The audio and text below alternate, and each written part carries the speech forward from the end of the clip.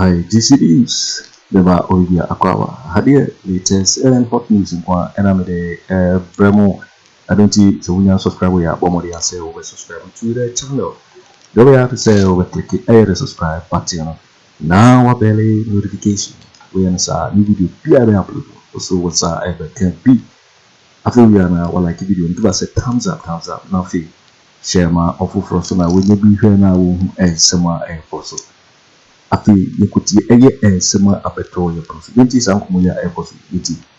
saw this division, negative division within the party coming. The evidence was primary Akoye. 2, the first time NPP stronghold, NPP Vonya independent or parliament. Bosomefre offense Nkoko Shaba. Owusu Oko Parliament, Oko was independent. That's right. And also one sem dan chain. So edu baby na eba ne say party a ye onyankopon adom odi ama obia akwanya ye wo say ye wo pe say yenso yetumi kire de ye pe ye chuso na afa de wo de wo pe ye adwuma yetumi punish wo party no de. The party has lost its real essence as a democratic entity. It is one of the key reasons why, because at Daniel or time, those days, me call council meeting now. One day, this one I'll tell you. Bugre na abu. Only Adams know who upper east, upper west.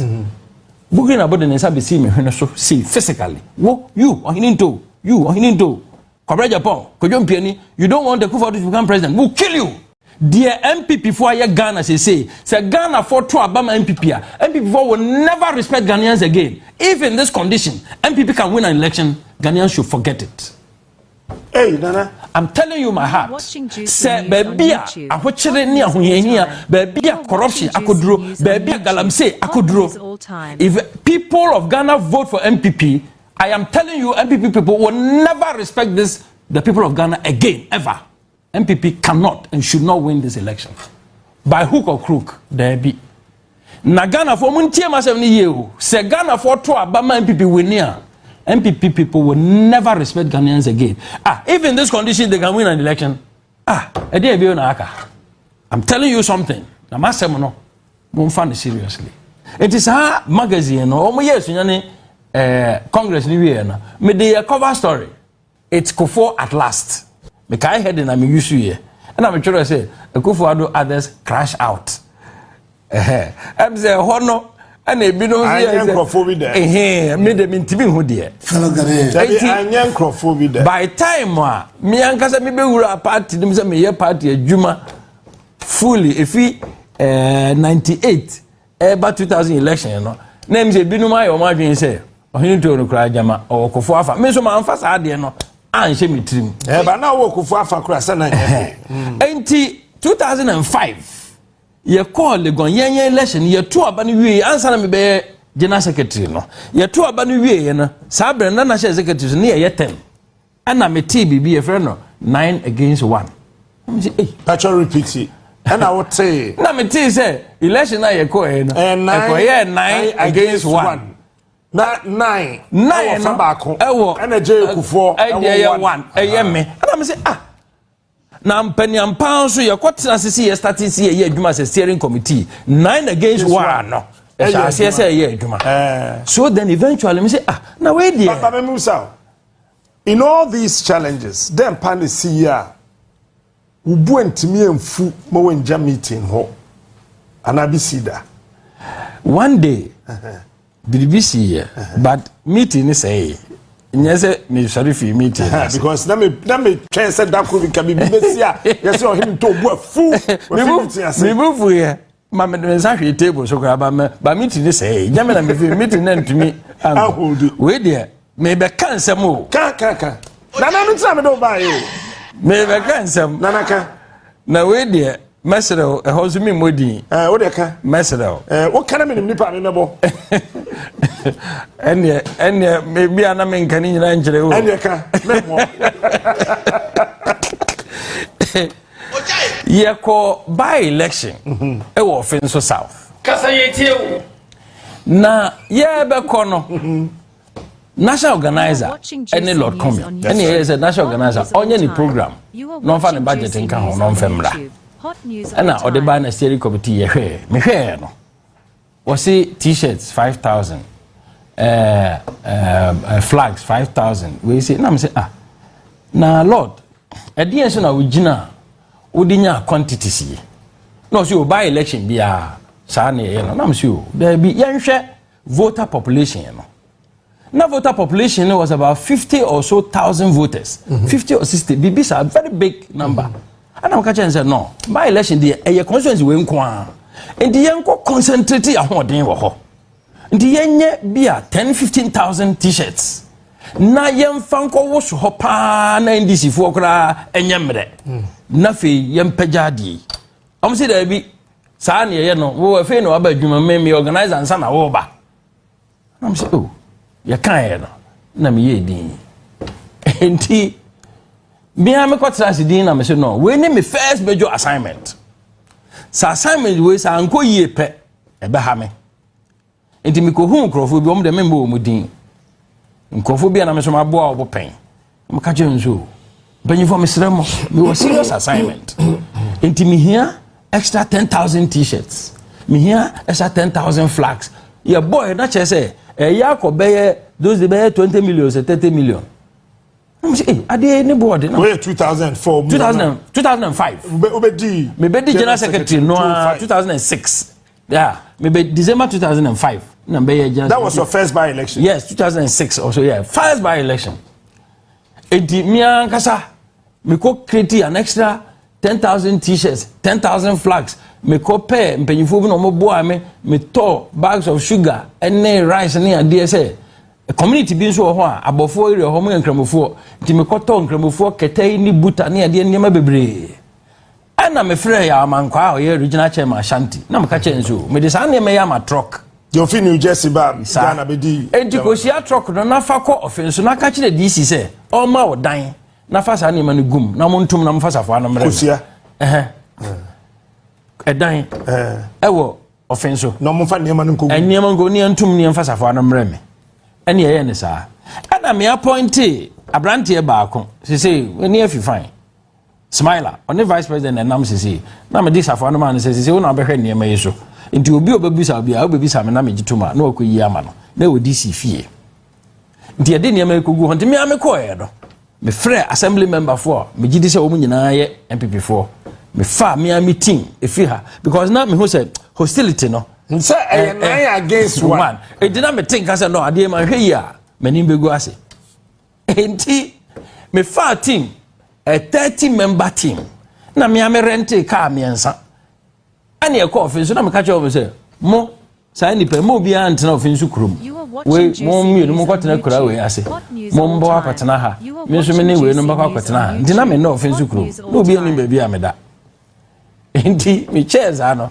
na me ka che o say mo ba start adwuma anwumre 7 pm na mo ko sa flags na mo ko che t-shirts ni ade mo che wi a ade be che no mo nko home one day party mpanyimfo no sorry executive no sorry here no na the whole high street from Kumasi Kwanso eko pie tachuma Kwanso NPP flags sa ba bia e mountain ba bia enkrase Kwanso ana mpanyimfo no ba akubufu ye say organizer national organizer was say ade na meji na dwuma ana am say wo ka say me ma 5,000 lord come me ma 5,000 t-shirts me de ni nyina ma wo say 5,000 flags me de ni nyina ma sika e de ma yen obia wo ba sika wo hia no me ka say once am me general secretary there me na say me face sika so on the field na nya chairman e no so kura ntokwa ba ho ba chi ye resolve e enti me ma me team ni ya adwuma me de me tie ne say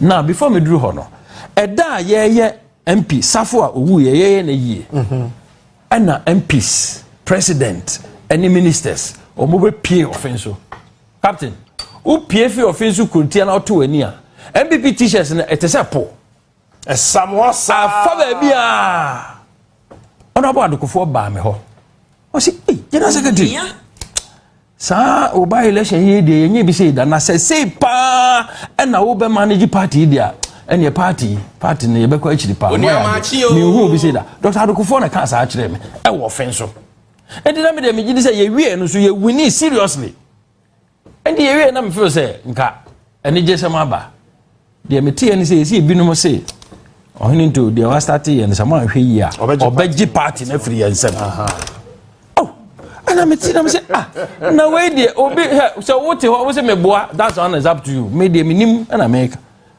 me tie na say na me dey party me dey G party no bet me dey G party in fact eno na ka ho a o say me ne bambanu entama me ne na nkohie oba ho me ne na nkohie sika ho me ne na nkohie bibia ho me dey me gidi say saa adwene na ekoba say enna asema obi sa me ne pompon so na me dey be afi ya kwaba ya ko seri committee meeting bia pani ba ko sorry anasam ne say ono de as far as otiase the situation where the general secretary was the most powerful person in the party no it will happen say just wawu ansa na saa de ne betimi asi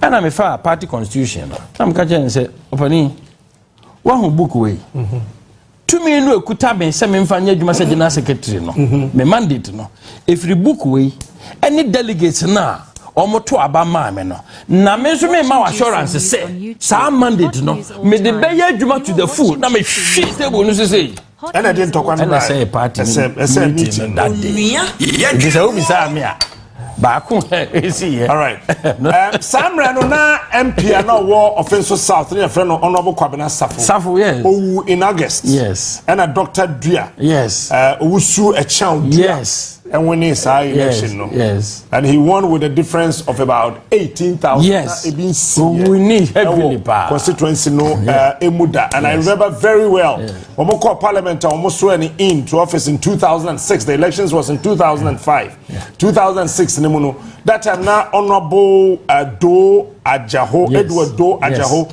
now on the first deputy minority leader that's right that he went to okay, with the elections and some catch us here, well, better get ground. So, say, when manina SEC, made me who abosa for dear our party. But that's how we can't quit your brother, your bro, one a post commander name Muna Krobe for a hospital. No,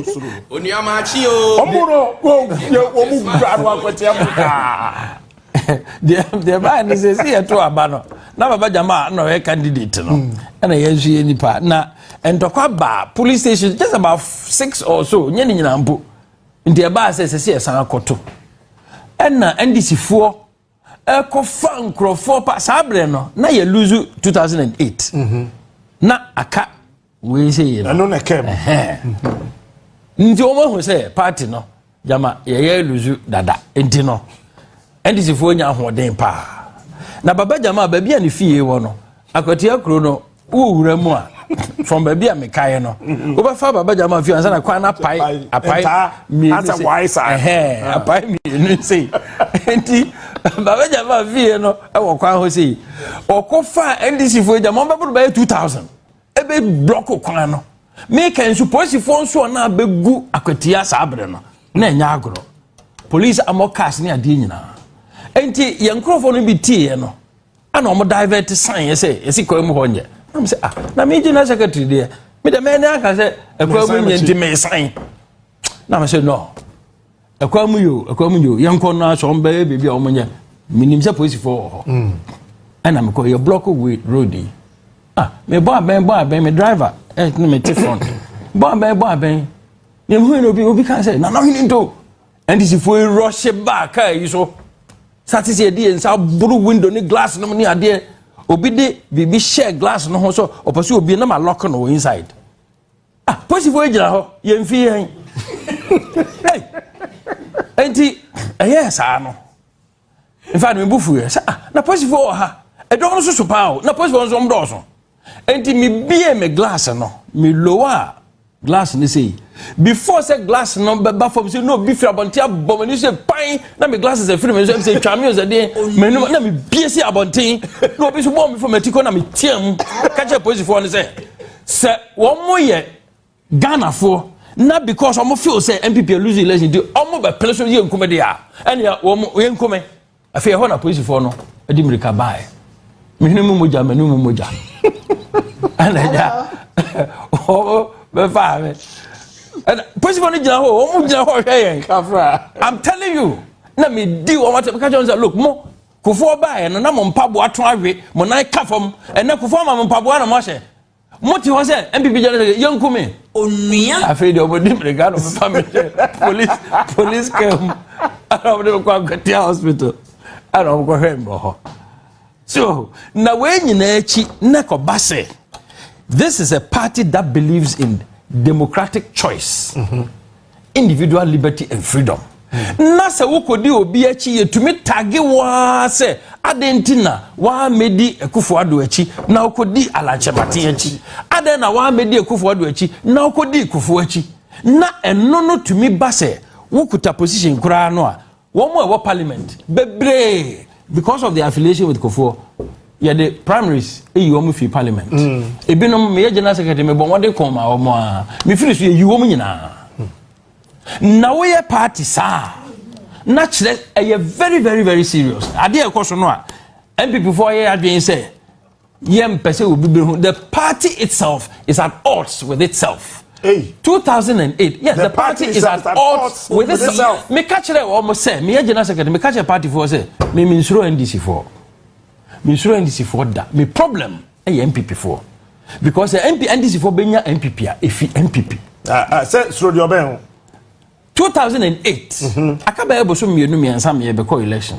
ni ye election review sa say we the makana abonten da El King Hotel e wo East Legon ye meeting na review no a ye be wie no ana chairman say opese obi an ka ne final we be say kaben kasa to ye be drum so na mka cha o mo say mehu se bribi ba party ne mo na mehwe primaries na course parliamentary primary ni ade no a empipe mu bi ya ba party ne mo nti ese se ye hwe na immediately you started some unity effort because you anhwe ya party no emu betete na party ni ye weak because sa otan no eye didi akwa achiri nti party ni hia some unity effort mini apani dambotwe so mini okuma mini dambotwe obeye general secretary asana me ba ntime kan se mini apani o sorry meeting ase ka cha me say me alarmist o kana brofo na me kasati said the party is on fire, the party is in crisis. The party is not in crisis. Inti mama in kasasa. This is 2008 before the election. 2 months. I saw this division, negative division within the party coming. The evidence was primary Ayekoye.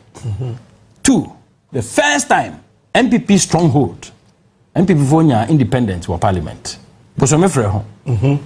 Offense enkoko ena bekwai shaba o say Owusu oko parliament oko as independent. That's right. Eno so ho asem da nchen so edu ba bi na eba ne say party a yeji onyankopon adoma odi ama wo bia akwanya ye wo say ye wo pe say yenso yetumi kire de ye pe yechu so na afei de wo de wo pe ye adwuma yetumi punish wo party no mo de the party has lost its real essence as a democratic entity. It is one of the key reasons why, because Daniel Otain, those days, me call council meeting now. One day, this one I'll tell you. Bugre na abu. Only Adams know who upper east, upper west. Bugre na abu the nesa be see me when so see physically. Wo you ohininto, you ohininto. Kwabena Agyapong, Kojo Kyeremanteng, you don't want the Akufo to become president. We'll kill you. Council meeting. Hey. No be at Alisa Hotel, no be at no. Bugre na abu told you that. Or the nesa be see me when so say physically. Said they will kill you. You only Adams no. You ohininto. Kojo Kyeremanteng, Kwabena Agyapong. You don't want the Akufo to become president. I'm quoting his words. Onia. Me tehona ma say. Me dwene ho sam say no. Party baby edro no. Na me call council meeting me call den. Ya dwene mu wo. Enti time a MPP for ala no twen ne ho a me kodi ala MPP for now so say ye me fi party ma. In fact the da no. Me man no catch me say daddy, we are very happy. Hey. Because even before you left the party, you knew they didn't like you. But you were trying to hold on. We are very happy you've left the party. What happened to Alan? I want to keep what I know. Tell me what you know. What do you mean by what happened to Alan? Then Alan. I can't be brave. Me, the only thing I make about Alan, and I have a little regret, and he say, bra, you call 2007 presidential primary, Legoni Wie, you call 2008. Alan, call ya or consider the man, Nana Akufo Addo. Alan Kobo and Nana Akufo Addo. I'm an in a campaign. I fed the buy and they say, and now bet here. Akufo Addo Crawford, Akobo Alan and Crawford, Ewo, Branhafu. Akufo Addo Crawford, Akobo Alan and Crawford. A boya, babu, biwa, menimu, party headquarters, as alam down. Onia. Adia, ya the candidates in Ama, Nana. Alan and so, Buana campaign. I feel about the same as Alan supporters. And none ma Alan cultural letter because on the complaint by say, we primary, me supporters in Amakacha almost Omuana campaign. I feel they know better. Yes, Yabu, Obako, Nancy no film. At look, Yabu no booni kase mu ma ye de dade shed in some copy so wu about a few months ago. Hey, sir, or ye Alan Nipani atise wakodi Nana Akufo Addo atem. Almost yate. Enkrofo finima. E baba bo no booni in some pain. Ye de dade shed in some ye. And after some years, or the way, Alan letter or Troy say, we free party in Sabreno. That's how kind of say. My barber complaining at Cheremus says, say, Metana Nechi, but you devote Tanachi, and then I still am more time and Crawford. Ya boo boo winum, Bako, Opoku. Me will fear near friend say, Ya boo Opoku, Abobon and Fema, or ye with the rational call Rich Hospital. And I do, let's have to car, number call Rich Hospital. O Philip Muffy and also on your politics view, and your politics view be seen there. Abraham Josh on your was you on your politics view? And then crowd didn't know as until baby. So, and Alan chose a letter and buy. Number you for friend say, oh, man resign. Now you better some naka. Eddie withdraw resignation. Alan withdraw resignation, no, and stop. And I joined the manifesto and Tima and ya qua abisin there. Ya shishe niema nyina se ye ko primary obia obedi no kure no enim se ye na se ye den shishe na ye adwuma na on scene hand no a ehunahuna MPs ehunahuna all regional executives ehunahuna all constituency executives say mo a wonim na obeto amala na yebe ho look first round of super delegates ye franco ofobi Ashanti region bisa o say na Alan so nya 3 or 4 Ashanti region eye den and Otuminya vote ni bi wa Ashanti region. Yes. And this is what has an now also did this who be wa come more person or ye the more mine. Now we are candidate and abotimi aye. Who party mo? One your party candidate untimi. Fortunately, Ghana constitution also ensi kwan say ye be independent president man ye. And me catch the Ghana for say party e di Ghana wu chance aboa Ghana. Baby ye just see ya. Oh yes, party. 32 years of the Fourth Republic. A dig Ghana wu change say aboa Ghana. Me nka say hu ni mfa so kra. But a dig Ghana wu nti ne say ya nwene ho a ya nwene ho nhwehwe candidate a ono ankasa as an individual ye bet check no. Na nya say ofiri NPP and NDC and now ye independent. Ye mi say ho say John Mahama the track record the background to saying wabedi president wabedi vice president. Bawumia wabedi vice president 8 years. Ene or say Alan ewo tumi ewo Akufo Addo abemu more than vice president. Sa asem we say ye kama ni ye.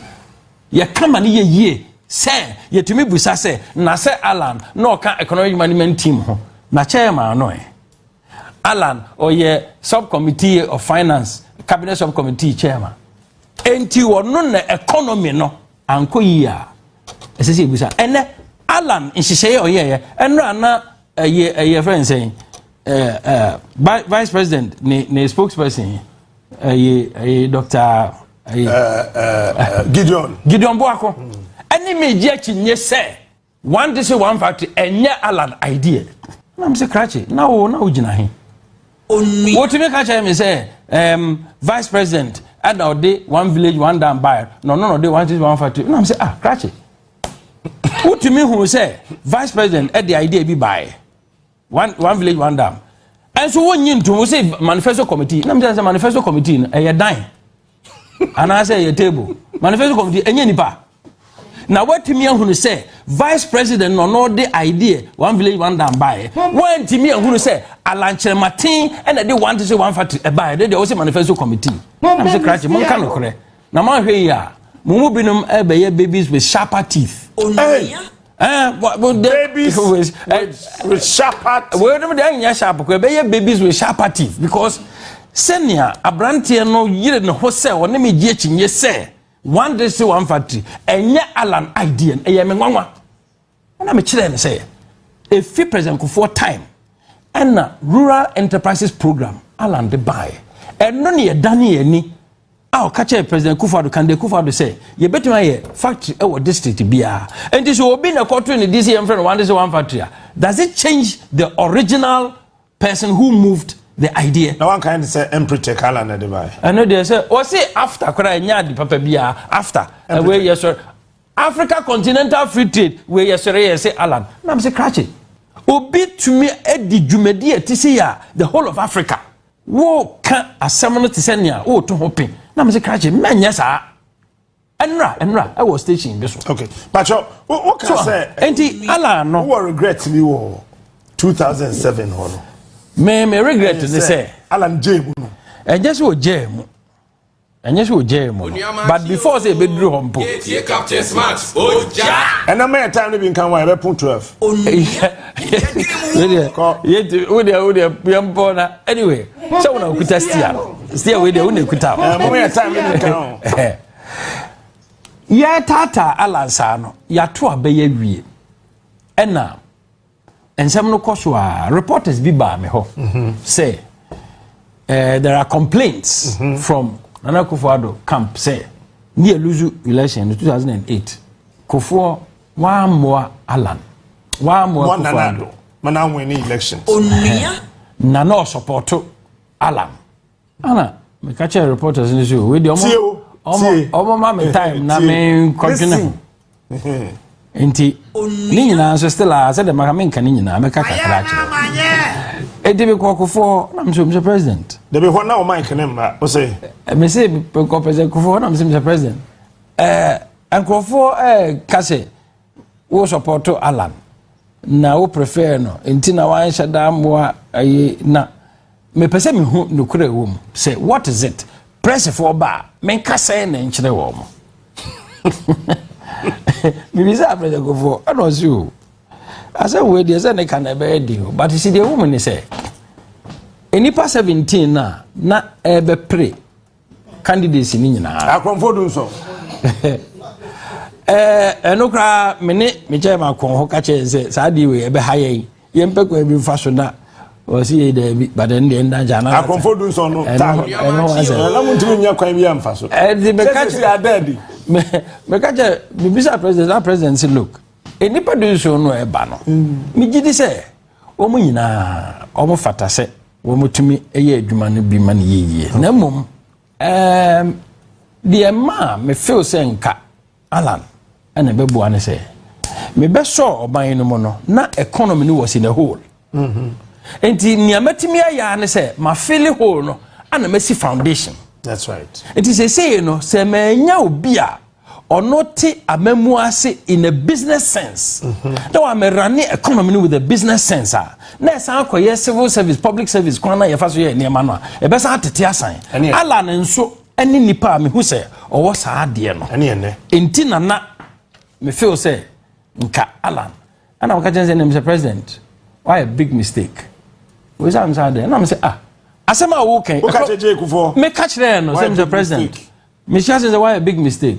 O say ade na mka say asema wo ken ye Thomas mpa obi on pa Alan asem ko so e Ghana ni a o ti sa asem we say we nti da Akufo epia Alana ade nti na wan go ahead na wan ma Alan full support because me sha wan sha da man support fully enti na when we need primary no President Akufo ankasa o ye din e ho ne me regret na me ka anyway o catch there say sa branti we se Ghana for ya adom na uradi shira so no be your mampani a Ghana for ankasa be hu adwuma obeya ama Ghana President Akufo na kan sa asem na kire me nyini se baby a papa na the tipa dro ni integrity obekasa asem we so de nya asem bone obekasa wanka on kasa because No can so me so me jitum because if we MPTech na me minimal Alan enya MPP enya MPP there be Alan invited me to either commercial sunyane e mama ba koye communication and PR presentation I want MPTech program as amanada enya MPP na minim Alan nana pa na wa asase so a wo hu na wo te e be ma wasa kwa MPP. I don't know yet. You don't know yet? No. Hey, I know you too. I made a massive sign. You don't know yet. So my junior hopa, who be some and my junior who we answer. I don't know yet. You still don't know yet. I don't know. Okay. No, I'm serious. Man, me take a decision now. Within this place, I can my junior who are chiri. Na me boy, me na me dome sa ako ano so. Asoma my kaji my junior who we deep. I don't know. The besia, ebe ma me ohini nto masa akọ MPP. Say me ko dom sa party no. I don't know yet. Hey. I don't know. Aya na parties na here especially omo launch omo campaigns akese. Omo say e back and Alan e back and we back. Me ohini to me catch say Alan Kyeremanteng ye na dwen ne ana kira so okọ back to opa wa ko bi so no anka so waka kire o. Alan is not going back to MPP. Period. They should get it. Say the ebesi nsi o person osom o man Ghana for peneso nyame peso obeba. Wa ma and so what? Dear MPP for your Ghana say Ghana for two Abama MPP. MPP for will never respect Ghanaians again. If in this condition MPP can win an election, Ghanaians should forget it. Hey, Nana. I'm telling you my heart. Say baby a ahochere ni ahoyehia, baby a corruption akoduro, baby a galamsey akoduro. If people of Ghana vote for MPP, I am telling you MPP people will never respect the people of Ghana again ever. MPP cannot and should not win this election. By hook or crook, there be. Na Ghana for muntie masem ni yehu. Se Ghana for two Abama MPP win here. MPP people will never respect Ghanaians again. If in this condition they can win an election, I'm telling you something. Na masem no, won't find it seriously. Don't wait for winning and someone other throwing your appreciate. Because GCB so and our no. So we can subscribe here. Omodi say we best subscribe to the channel. After you like the video no, the Kwaku Annan share ma ofofo so na when you be here na wo hu and someone else so we go na me am. We so betting actually what we have for here. So we now I will comment box. We betting in my next video. Thanks for watching. Like and share the video. You can also drop your comment. Please don't forget to subscribe. Click on the bell to turn on the notification.